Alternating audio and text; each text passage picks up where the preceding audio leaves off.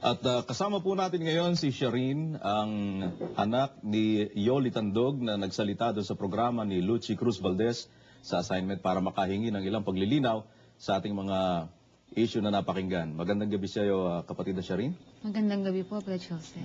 Maaari bang bigyan mo ng impormasyon ng ating mga taga-subaybay? Sino si Sharine? Sino ba yung Yoli Tandog na nagsalita doon sa programa ni Lucy Cruz Valdez? Ako po si Sharine Tandog, nanay ko po si Yoli Tandog, na kasama po ngayon ni Bernardo Santiago na nasa Iglesia ni Cristo na po ngayon. At Sharine, merong sinabi yung nanay mo doon, na ang sabi niya, lagi daw kayo nag-uusap noon sa telepono, nagmamakaawa siya sa'yo para bumalik ka sa kanya o sa kanila. Pero sabi mo, hindi ka pinapayagan ni Brother Eli Soriano. Gaano ito katotoo? Brother Joseph, hindi po totoo yan na hindi ako pinapayagan ni kapatid na Eli lumabas dito sa compound. Kung tutuusin kahit ano pong oras, pwede akong lumabas dito sa compound.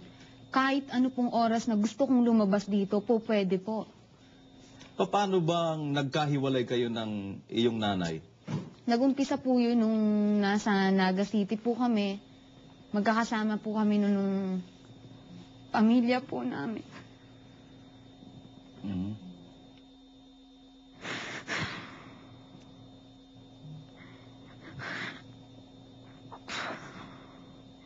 Masaya po kaming magkakasama ng pamilya namin sa Naga City. Kasama po namin yung tatay ko, yung nanay ko, mga kapatid ko. Apat po kaming mga magkakapatid. Ako po ang panganay. Pero dahil po kay Bernardo Santiago, tinangay niya po yung nanay ko.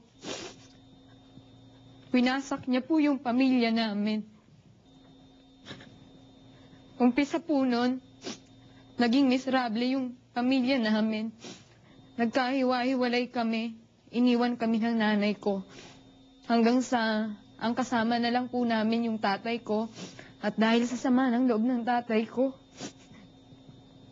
namatay po siya. Nagkasakit, kaya po namatay. Ibig mo sabihin ay inabando na kayo ng nanay mo. Sumama siya kay Bernardo Santiago. Mga anong taon yun, Sharine? May 23, 2001 po nung namatay yung tatay ko. Umalis po yung nanay ko, July 25, 1998. So, mahigit mga 3 taon yun, Nung mamatay ang tatay mo, bakit hindi ka sa nanay mo sumama?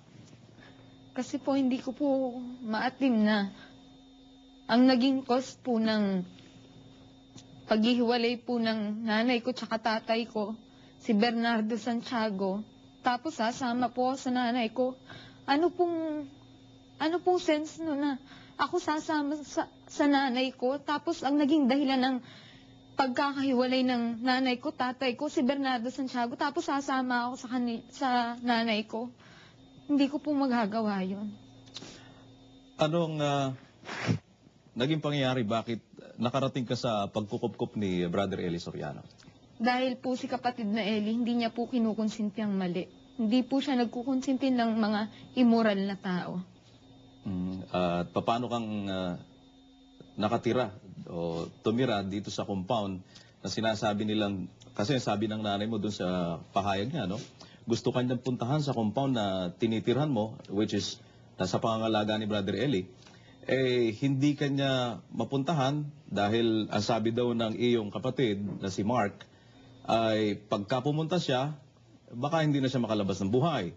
At siya naman gustong-gusto kanya makita pero pinipigilan ka ni Brother Eli na makipagkita sa nanay mo. Hindi po totoo yan na pinipigilan ako. At hindi kailanman nangyari na nagtangkang pumunta dito yung nanay ko. Hindi po totoo yan. At kahit anong oras po, pwede po akong makalabas dito. Paano kang napatira dito sa compound na dito ngayon? Kusa po akong sumama dito. Kusa po akong pumunta mula po nung umalis yung nanay ko. Dito na po ako tumira. Si kapatid na Eli na po ang nagsilbing magulang ko. Siya na po ang kumukup sa akin. Sabihin, nung mamatay ang tatay mo yan, nangyari. Opo. Bukod pa dyan, kapatid na Sharin, ano, meron pang sinasabi doon sa panayam dito sa nanay mo na allegedly, sabi niya, nakita raw niya si Hamilan at si Brother Eli na magkayakap at hinahalik-halikan daw ni Hamilan si Brother Eli sa isang hotel, nakapantalon pero walang damit, nakahiga. Anong masasabi mo rito? But Josel, imposible pong mangyari yon. Dahil nung pong July 25, 1998, hinahanap na po namin nun yung nanay ko. Wala na po sila nun. Alas 4 po ng hapon, hinahanap po namin nun yung nanay ko. Wala na po siya nun. Kaya po, imposible pong sabihin niyang nakita niya si kapatid na Eli at si kapatid na Hamilan na nasa Lucky Fortune Hotel sa kwarto. At punong-puno po yung mga kwarto nun. Overloaded po yung mga kwarto nun. Punong-puno po ng tao. Paano ibig sabihin wala na yung nanay mo noon? Anong ibig sabihin na wala na? Wala na po. Tinangay na po ni Bernardo Santiago. Sumama na po siya kay Bernardo Santiago. Yun na po yung mga panahong hinahanap na po namin siya. Wala na. At paano mong natukoy yung sinasabi niyang hotel na ito na sabi mo, nabanggit mo, Fortune Hotel? Opo, Lucky Fortune Hotel po yun. Kaya ako naman po nasabi yun dahil ako po mismo nasa lugar po yun. Isa po ako sa mga usherettes doon. Dahil po meron pong isang gawain doon nung mga panahong yon, ano po yon, Bible exposition, isang gawain. Wala bang naging hakbang ang tatay mo nung sumama na ang nanay mo dito kay Bernardo Santiago? Meron po, pinablatter niya po yun sa pulis dahil po may natanggap po siyang tawag mula kay Bernardo Santiago na sinasabi po ni Bernardo Santiago na dadaan ka muna sa ibabaw ng bangkay ko bago mo makuha si Yoli sa akin. Sa bahaging ito, kapatid na Sharin, baka meron kang gustong iparating na mensahe sa nanay mo, sa mga nakapanood doon sa kanyang pagsasalita doon sa programa ni Lucy Cruz Valdez at sa maaaring makapaniwala doon sa mga napakinggan nilang paninira. Ang ibig ko lang pong iparating sa nanay ko, sana tigilan mo na yung mga sinasabi mo.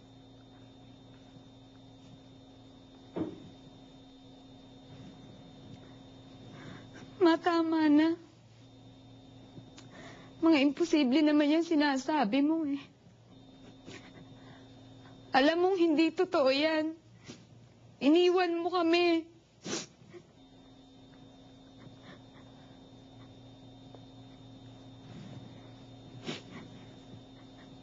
Nawasak ang pamilya natin.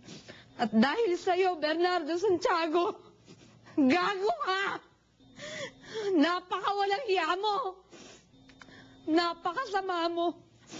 Dahil sa'yo, nagkahiwa-hiwalay kami.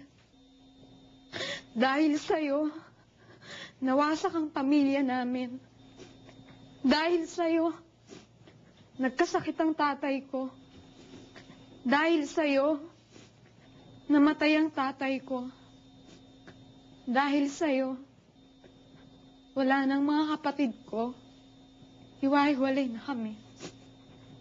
Para sa mga kababayan, sa mga nanonood, sana po, wag po kayong maniniwala sa mga kasinungalingang sinasabi ng nanay ko.